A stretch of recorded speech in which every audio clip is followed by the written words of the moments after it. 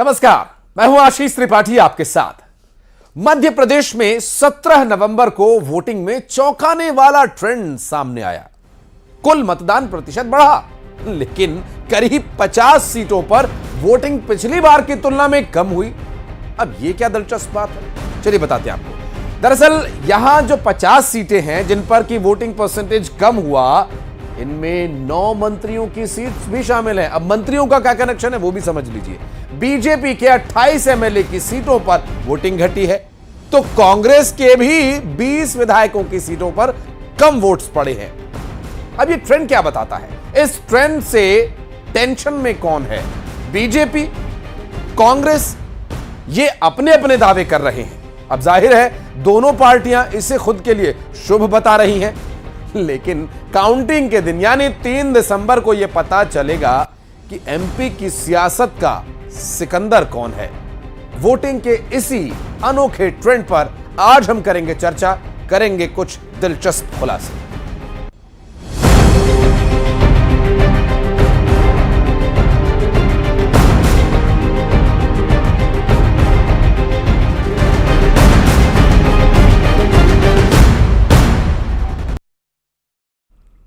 अब ये जो नया वोटिंग ट्रेंड बना है, इससे टेंशन किसे होनी चाहिए? कौन सत्ता में आ रहा है, कौन विपक्ष में बैठेगा, ये जनता ने अपनी तरफ से बता दिया है। तय हो चुका है, ईवीएम में सारा रिकॉर्ड आ गया है, या फिर यूं कहें कि मध्य प्रदेश का निचोड़ ईवीएम में रिकॉर्ड हो गया है, दर्ज हो गया है। लेकिन ये ट्रेंड आखिर क्या है? मंत्रियों की सीट्स पर, कई कांग्रेसी विधायकों की सीट्स पर वोटिंग परसेंटेज घटा है, जबकि ओवरऑल परसेंटेज जो है वो बढ़कर सामने आया है। बड़े बड़े नेताओं के प्रचार, बड़े बड़े धुरंधरों के प्रचार धरे के धरे रह गए, वोटिंग परसेंटेज काम नहीं कर पाया।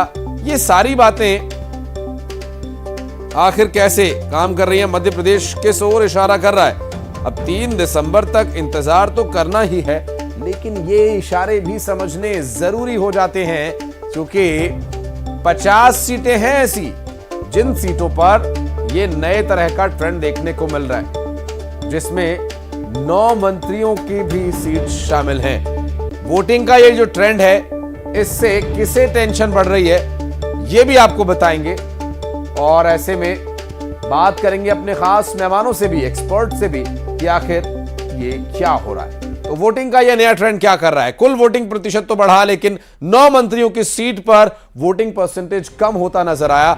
मंत्री प्रेम सिंह पटेल, भूपेंद्र सिंह की सीट पर वोटिंग परसेंटेज घटा है। उषा ठाकुर, राम खेलावन पटेल की सीट पर भी ये कम हुआ है। मीना सिंह, विश्वास सारंग के क्षेत्र में भी वोटिंग परसेंटेज घटा है, जो कि चिंता बढ़ा रहा है। राज्यवर्धन सिंह, तुलसी सिलावट, जगदीश देवड़ा की सीट पर घटा वोटिंग परसेंटेज किस ओर इशारा कर रहा है, यह भी देखने का विषय होगा। केंद्रीय मंत्री नरेंद्र सिंह तोमर, 1% कम वोटिंग पिछली बार से हुई है। दिल्ली विधानसभा सीट से ही इस बार उम्मीदवार हैं। और कांग्रेस पार्टी के 20 एमएलए की सीट पर भी वोटिंग परसेंटेज कम हुआ है।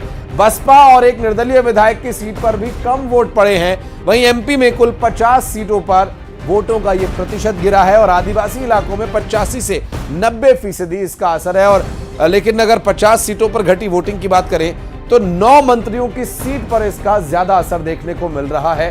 ये 2 चेहरे, कमलनाथ कांग्रेस पार्टी से और शिवराज सिंह चौहान भारतीय जनता पार्टी से, ये 2 प्रमुख चेहरे हैं, जहां पर कि भारतीय जनता पार्टी और कांग्रेस पार्टी अब तक चुनाव इन्हीं के नेतृत्व में, इन्हीं के चेहरे पर लड़ते आए हैं, और लड़ा है इस बार का चुनाव भी।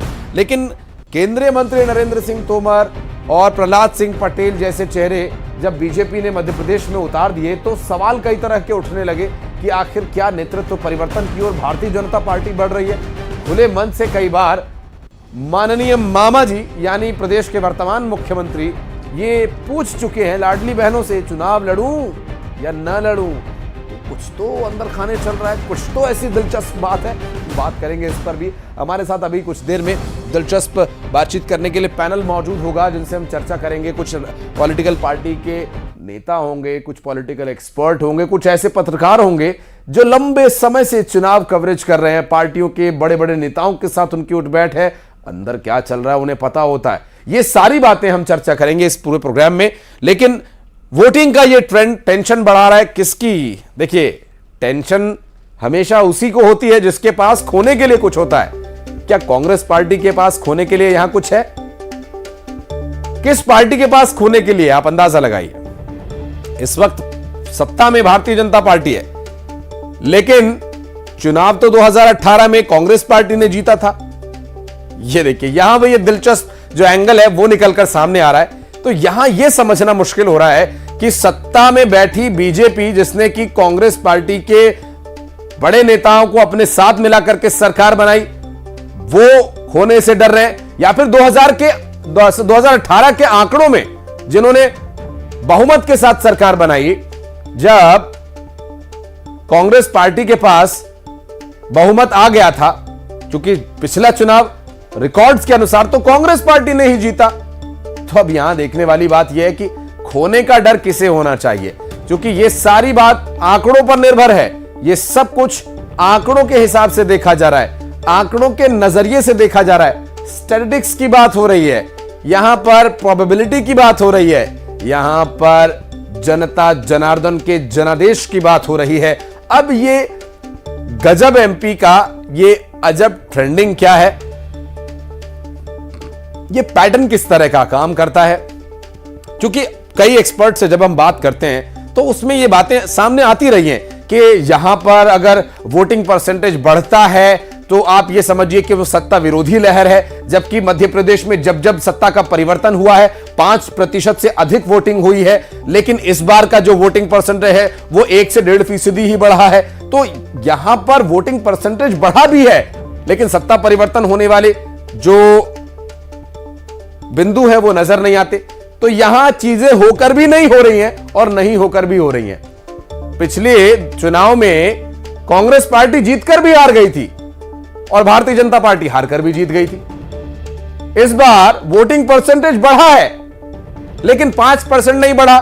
तो क्या यह माना जाए कि सत्ता विरोधी लहर नहीं है? लेकिन वोटिंग परसेंटेज अगर बढ़ता है वो तो सत्ता विरोध में बढ़ता है। तो यहां मध्य प्रदेश की राजनीति है ये। इसे समझने के लिए थोड़ा वक्त आपको देना पड़ेगा, इसलिए आप बने रहिए हमारे साथ। कुछ और चीजें हम जानने की कोशिश करेंगे। हमारे साथ राजनीतिक विश्लेषक होंगे, पॉलिटिकल पार्टी के प्रवक्ता होंगे, जो कि अपनी अपनी पार्टी का तो पक्ष रखेंगे ही, अपने राजनीतिक अनुभव से भी क्या कहते हैं वो हम आपको बताएंगे। दूसरा पक्ष कांग्रेस पार्टी, जो कि सरकार में आने के लिए बहुत प्रयास कर रही है, लेकिन अभी इस पूरे मामले में क्या स्थिति कांग्रेस पार्टी की है, बीजेपी की है, वो सब कुछ ईवीएम में इस वक्त रिकॉर्ड हो गया। ज्यादा समय खराब ना करते हुए सीधा चलेंगे हम हमारे सहयोगी और हमारे साथ जो गेस्ट मौजूद है उनसे भी बात करेंगे। हमारे साथ सरमन नगेले साहब मौजूद है, राजनीतिक विश्लेषक है। बहुत स्वागत है सर आपका। शिवम शुक्ला जी हमारे साथ भारतीय जनता पार्टी से हैं। पंडित जी बहुत बहुत स्वागत है आपका। संतोष गौतम जी हमारे साथ मौजूद है, उपाध्यक्ष है कांग्रेस मीडिया विभाग के। बहुत बहुत स्वागत है संतोष जी आपका भी। शुरुआत संतोष जी आपसे। आप 2018 में जीत कर भी हार गए थे, लेकिन ये जो नया ट्रेंड आ रहा है, क्या ये कांग्रेस पार्टी के लिए कोई शुभ संकेत लेकर आ रहा है या फिर चिंता की बात है कांग्रेस के लिए? कैसे देखिए? एक बात मैं स्पष्ट कर दूं कि पिछली बार हम जीत कर हारे नहीं थे, हमने सरकार बनाई थी और 1.5 साल सरकार चलाई थी। लेकिन जैसे ही हमने भारतीय जनता पार्टी के पुराने भ्रष्टाचारों की जांच की, शुद्ध के अशुद्ध के खिलाफ हमने शुद्ध का अभियान चलाया और माफियाओं की दुम पर पैर रखा, तो ये लोग समझ गए कि जब फाइलें खुलेंगी तो बड़ी मछलियों तक जाएंगी। वो बड़ी मछली जिसका जिक्र लक्ष्मीकांत शर्मा ने किया था कि अगर मैंने मुंह खोला तो व्यापम की बड़ी मछली पीछे होगी। ठीक है, मैं देखिए चुनाव खत्म हो गए संतोष जी, अब तो आप अभी तो नेताओं के आराम करने का दिन है। ठीक है, सुनिए मेरी बात सुनिए सर। आप मेरा सवाल या तो समझे नहीं या फिर आप इस बारे में बात नहीं करना चाहते। मैं जीत के हार वाली बात कोई पॉलिटिकल पार्टी या कोई पॉलिटिकल एंगल से नहीं है, ये बिल्कुल सीधी स्पष्ट बात है। आप सत्ता से अलग हो गए तो वो हार एक तरह से पॉलिटिकल पार्टी, क्योंकि रिजल्ट नहीं मिल पाया था। मेरा सवाल दरअसल ये, जो वोटिंग परसेंटेज हम देख रहे हैं पिछली बार के मुकाबले ये बढ़ा है, लेकिन सत्ता परिवर्तन जब जब मध्य प्रदेश में हुआ है तो 5% से ज्यादा वोटिंग हुई है तब बढ़ा है। लेकिन अभी हम देख रहे हैं कि बड़े बड़े नेताओं के सीट्स पर, कांग्रेस के कुछ विधायकों की सीट्स पर वोटिंग परसेंटेज 1%, 2% ये कम हो रहा है। ये कोई नए तरह का पैटर्न देख रहे हैं हम एमपी में? नहीं नहीं, देखिए बहुत अच्छा प्रश्न पूछा है आपने, मैं इसी का जवाब दे देता हूं। मैं ये कह रहा हूं कि भारतीय जनता पार्टी के पक्ष में मतदान का तो कोई कारण ही नहीं था। क्योंकि आपको पता है कि 18 वर्षों तक लूटा गया इस मध्य प्रदेश को। उसके बाद 2-2.5 साल की अभी हमारी सरकार गिरने के बाद भी, चले मान लीजिए हमारी सरकार गिर गई, लेकिन उसके बाद भी भारतीय जनता पार्टी कोई उल्लेखनीय कार्य कर नहीं पाई। कोविड में हमने जनता की मुसीबतों को देखा है, उसके बाद भी हमने पटवारी घोटाला देखा है, तमाम तरीके के नर्सिंग घोटाले देखे हैं। तो भारतीय जनता पार्टी के पास अपनी कोई उपलब्धि तो थी नहीं बताने के लिए। तो मैं कहता हूं कि भारतीय जनता पार्टी के पक्ष में तो बिल्कुल मतदान हुआ ही नहीं है। तो जितना भी मतदान प्रतिशत बढ़ा है या भारतीय जनता पार्टी का पिछली बार से और कम हुआ है, इसके कारण कांग्रेस पार्टी को जो फायदा मिलने वाला है वो अभूतपूर्व होगा और मेरा दृढ़ विश्वास है। चलिए संतोष जी, अग्रिम बधाई दे देता हूं, मैं इससे ज्यादा और क्या कर सकता हूं। शिवम शुक्ला जी हमारे साथ बीजेपी से मौजूद हैं। शिवम भाई, ये जो ट्रेंड हम नए तरह का देख रहे हैं और इस ट्रेंड में अभी अमूमन ऐसा राजनीतिक विश्लेषक मानते हैं और कहते भी आए, और ऐसा कई बार हुआ भी है कि अगर वोटिंग परसेंटेज बढ़ा है तो सत्ता के विरोध में वोट हुआ है, और अगर वोटिंग परसेंटेज कम हुआ है तो इसका मतलब जो वहां पर प्रतिनिधि खड़े हुए हैं, जो पुराने प्रतिनिधि हैं, उन्हें जनता स्वीकार कर रही है, इसलिए अपेक्षाकृत कम वोटिंग हुई है। यहां तो दोनों स्थिति है। तो क्या बीजेपी के लिए ये शुभ संकेत है या अशुभ संकेत है? सत्ता में वापस आ रही है या नहीं आ रही है? देखिए, सबसे प्राथमिक चीज है, पूरे मध्य प्रदेश में जिस प्रकार से वोटिंग परसेंटेज बढ़ा है उसका एकमात्र कारण है कि जिस प्रकार से लाडली बहना योजना जो पूरे प्रदेश में संचालित की गई, उससे 1,35,00,000 के लगभग बहनें लाभान्वित हुई। उन्होंने पूरे उत्साह के साथ भारतीय जनता पार्टी की सरकार को मध्य प्रदेश में पुनर्स्थापित करने के लिए अपने मत का प्रयोग किया है, और स्वाभाविक तौर पर हम देख रहे हैं कि इसके सकारात्मक परिणाम सामने आए हैं और बड़ी संख्या में वोटिंग परसेंटेज बढ़ा है। और दूसरी जो सबसे महत्वपूर्ण चीज है, लाडली बहना के अतिरिक्त अगर हम बात करें तो वोटिंग परसेंटेज बढ़ने की जो दूसरी सबसे बड़ी वजह है, मध्य प्रदेश में इस बार मतदाताओं के भीतर उत्साह था। 9 वर्षों की हमारी डबल इंजन की सरकार की उपलब्धियां हैं, प्रधानमंत्री जी का चेहरा था, और जिस प्रकार से प्रधानमंत्री जी ने स्वयं को मध्य प्रदेश में पूरी तरीके से इन्वेस्ट करते हुए चुनाव प्रचार की कमान संभाली, हमारा केंद्र से लेकर के बूथ तक का कार्यकर्ता पूरी तन्मयता के साथ चुनाव प्रचार में लगा रहा। हमने देखा कि प्रत्येक बूथ पर 51% मतदान हासिल करने के लक्ष्य को लेकर के ये चीजें जनता देख चुकी है। मेरा सवाल जो अब है, आपके कुछ ऐसे नेता जो बड़े चेहरे इस बार केंद्रीय मंत्रालय संभाल रहे हैं और वो इस बार विधानसभा का चुनाव लड़ रहे हैं, दिमनी से तोमर साहब की मैं बात कर रहा हूं, उनकी सीट पर 1% वोट कम हुआ पिछली बार की अपेक्षा में। आपकी सरकार के 9 लगभग मंत्री ऐसे हैं जो कि इस बार उनकी सीट पर 1% कम वोटिंग हुई है, और ओवरऑल जो है वो वोटिंग परसेंटेज बढ़ा है। तो ये क्या नए तरह का पैटर्न आप देख रहे हैं? ये कैसे हो रहा है? देखिए, मैं बिल्कुल देखिए विभिन्न विधानसभा सीटों पर वोटिंग परसेंटेज घटने और बढ़ने के अलग अलग कारण हो सकते हैं। कई सीटों पर हो सकता है कि प्रत्याशियों की जो जीत है उसको सुनिश्चित देखते हुए, भारतीय जनता पार्टी की लहर को देखते हुए मतदाता बाहर नहीं निकलता, उसको इस बात का आश्वासन रहता है कि कहीं ना कहीं सरकार बनने जा रही है। दूसरी एक वजह हो सकती है कि कुछ सीटों पर मतदान बढ़ने के पीछे वजह यह भी रही कि पिछली बार हमने देखा कि वोट परसेंटेज ज्यादा होने के बावजूद भी मध्य प्रदेश में कांग्रेस पार्टी की सरकार जोड़ तोड़ के माध्यम से बनाई गई थी, और जनता ने देखा कि पूरे मध्य प्रदेश के विकास की गति को किस प्रकार से उस 15 महीने की सरकार ने अवरुद्ध करने का काम किया। पूरा मध्य प्रदेश कुशासन और दुरावस्था के दौर में चला गया था। तो मध्य प्रदेश की जनता ने अतिरिक्त उत्साह के साथ इस चुनाव में मतदान किया कि कम से कम पिछले चुनाव वाली स्थिति रिपीट न होने पाए। वहां भी भारतीय जनता पार्टी सरकार बना ली, आश्वस्त है। तोड़ा किसने, ये सबने देखा। मैं आता हूं फिर आपके पास, मैं सरमन जी के पास जाना चाहूंगा, समझने की कोशिश करूंगा उनसे। सरमन जी, चूंकि पॉलिटिक्स एक ऐसी किताब है जिसे आप पढ़ते जाइए, नए नए पन्ने पर नए नए चैप्टर्स आपको पढ़ने मिलेंगे, लेकिन अगर इसे समझना है तो इतिहास में जाना बहुत जरूरी होता है। सर, ये जो नए तरह का पैटर्न हम देख रहे हैं, क्या इसका भी इतिहास से आप कोई कनेक्शन देखते हैं? नरेंद्र सिंह तोमर, विश्वास सारंग जैसे चेहरे जो कि कोई केंद्र में मंत्री है, कोई राज्य की कैबिनेट में मंत्री, उनकी सीट पर 1% वोटिंग कम हो रही है। तो ये कोई पॉलिटिकल इशारा है जनता का, या फिर ये जो छोटी मोटी घटनाएं हुई, जैसे कि दिमनी में हमने देखा पत्थरबाजी हो गई, कहीं पर हमने देखा ईवीएम मशीन खराब हो गई, ये कहीं ऐसा तो नहीं है कि खोदा पहाड़ निकली चुहिया? कारण यही निकले कोई छोटा सा कि ईवीएम खराब थी इसलिए परसेंटेज कम हुआ, जबकि जनता कोई जनादेश दे रही है। आप कैसे देखते हैं इसे? देखिए, इस बार का चुनाव जो है ना, वो राइट फ्रॉम 1956 बिल्कुल भिन्न, बिल्कुल अलग, बिल्कुल रोमांचकारी और बहुत संघर्षपूर्ण का चुनाव रहा है। ये बात अलग है कि एरर मिस्टेक के कारण जो है ना छुटपुट घटनाएं हो गई हैं, ये दिल्ली की और चांदला के, यहाँ के राजनगर की और एक आध जगह और। तो जो मध्य प्रदेश की छवि पर थोड़ा धब्बा तो लगा है। निष्पक्ष चुनाव तो हुए हैं, लेकिन जो हिंसक प्रवृत्ति जो देखने में आई, इससे मध्य प्रदेश की छवि पर धक्का तो लगा है। देखिए, अब यदि जो आपने जो संदर्भ लिया उसकी यदि आंकड़ों की बात करें तो आंकड़े इस बात का संकेत देते हैं कि ये कोई भी मैकेनिज्म स्पष्ट नहीं कह सकता कि ये आंकड़ा, ये जो परसेंटेज है, ये जो मतदान प्रतिशत कम हुआ किसी किसी सीट पर कहीं बढ़ा, ये कुछ संकेत देता है, ऐसा बिल्कुल नहीं है। हाँ। देखिए मैं कुछ आंकड़े आपके माध्यम से रखना चाहूंगा। देखिए यदि अपन 2018 की बात करें तो 2018 में जो मत प्रतिशत जो आया था पूरे राज्य में, वो मेल का था 75.98 और फीमेल का था 74.03। इस बार जो आया है वो मेल का है 78.21 और फीमेल का है 76.03। लेकिन इसको यह भी देखना होगा कि इस बार मतदाता भी बढ़े हैं। 34 लाख जो वोटर हैं वो 18 से 19 साल का वोटर है। 1,41,00,000 के लगभग जो वोटर हैं वो 20 से 29 साल का है। मेरा कहने का मतलब यह है कि जो वोटरों की जो संख्या जो बड़ी है वो 30 से 29 साल का 1,44,000 है, 40 से 49 वर्ष का 1,06,00,000 के लगभग है। तो जो करोड़ों में जो मतदाता बड़े हैं ये इस बात का संकेत देते हैं कि अब जैसे मैंने आपको बताया कि जो 34 लाख वाला जो मैंने आंकड़ा दिया था शुरू में, हाँ। वो जो मतदाता है, सॉरी 34 लाख में 22,34,000। तो ये जो 22,34,000 मतदाता है 18 से 19 साल का फर्स्ट टाइम का वोटर है। तो इसने जो वर्तमान सरकार है, जब वो उसने जन्म लिया तो जन्म के उठते साथ ही उसने इसी सरकार को नए लोगों का राजनीति की तरफ या फिर यूं कहे कि लोकतंत्र की तरफ जो विश्वास बढ़ा है, ये उसका असर भी है। जो वोटिंग परसेंटेज बढ़ा है, ये एक अच्छा एक इशारा कहा जा सकता है। ये लोकतंत्र के लिए अच्छी बात है, प्रदेश के लिए अच्छी बात है। मैं वापस चलता हूं संतोष भाई के पास। संतोष जी, अभी आप सुने थे शुक्ला जी को, वो कह रहे हैं कि जोड़ तोड़ से कांग्रेस ने जैसे तैसे सरकार बना ली। वो ठीक है, बीत गई सो बात गई। अब आगे की स्थिति क्या दिखाई दे रही है संतोष जी को?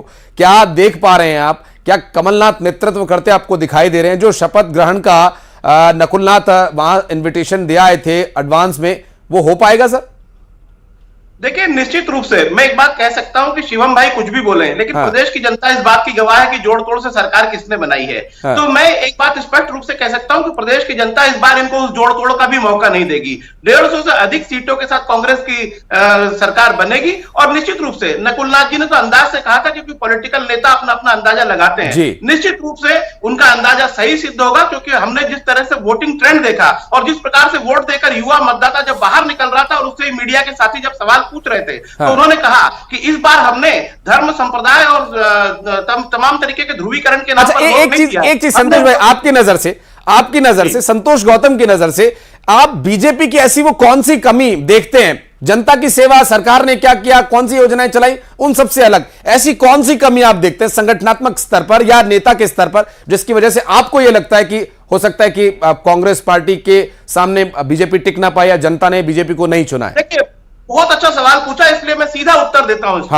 भारतीय जनता पार्टी को ही अपने मुख्यमंत्री पर भरोसा नहीं था। शिवराज सिंह चौहान का चेहरा मुख्यमंत्री के तौर पर पेश नहीं किया गया। यह 18 साल के मुख्यमंत्री का सबसे बड़ा फेल्योर था। प्रधानमंत्री और अमित शाह तक ने कहा कि हमारा चेहरा कमल का फूल है, मुख्यमंत्री हमारा चेहरा नहीं है। और तमाम मुख्यमंत्री के दावेदार बताकर तमाम चेहरे उतार दिए गए, चाहे वो नरेंद्र सिंह तोमर हो, प्रहलाद पटेल हो, कैलाश विजयवर्गीय हो। इस कारण जनता में कंफ्यूजन फैल गया और उन्होंने साफ सोच लिया कि जब भारतीय जनता पार्टी के शीर्ष नेतृत्व को ही अपने नेता पर विश्वास नहीं, यानी शिवराज सिंह चौहान पर, तो जनता क्या विश्वास करे उन पर? संतोष भाई, मुझे क्या लगता है, ये निजी तौर पर एक आम आदमी को क्या वाकई इस बात से फर्क पड़ता है कि कौन मुख्यमंत्री होगा? उन्हें उनके मसले, मसाइल, मसौदों पर हल चाहिए। शिवम शुक्ला जी से मैं ले लेता हूं जवाब। मैं आ रहा हूं संतोष भाई आपके पास। शिवम जी, क्या वाकई इस बात से फर्क पड़ता है, ये कमल का फूल प्रत्याशी हो या शिवराज सिंह चौहान प्रत्याशी हो, कौन मुख्यमंत्री बनेगा अगर हम इस चेहरे को प्रोजेक्ट करते हैं? क्योंकि कर्नाटक में भी हमने देखा, वहां पर भी हाथ का पंजा ही था सर, संतोष जी, हाथ का पंजा ही वहां पर प्रत्याशी था, वहां तो कोई चेहरा नहीं था। लेकिन आम जनता को उनके मसलों का हल चाहिए। उन्होंने वहां कांग्रेस को कर्नाटक में मौका दिया क्योंकि उन्हें यह लगा, उन्हें उम्मीद थी कि कांग्रेस पार्टी उनके काम हल करेगी। शिवम भाई, आपको क्या लगता है, नरेंद्र सिंह तोमर के आ जाने से या प्रहलाद सिंह पटेल के आ जाने से, रीति पाठक के आ जाने से क्या शिवराज सिंह चौहान की अहमियत कम हो जाती है, या वाकई बीजेपी यहां कुछ परिवर्तन करने की तैयारी में?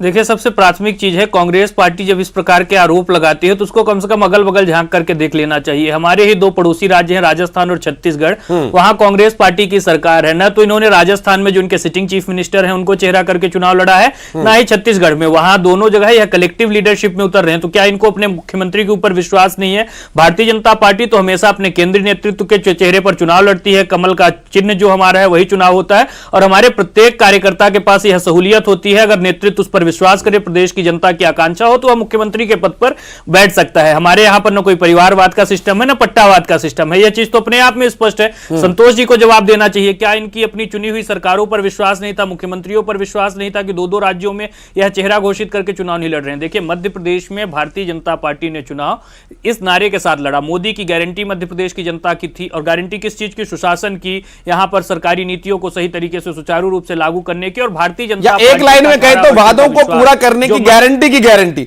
जो मोदी जी ने कहा था।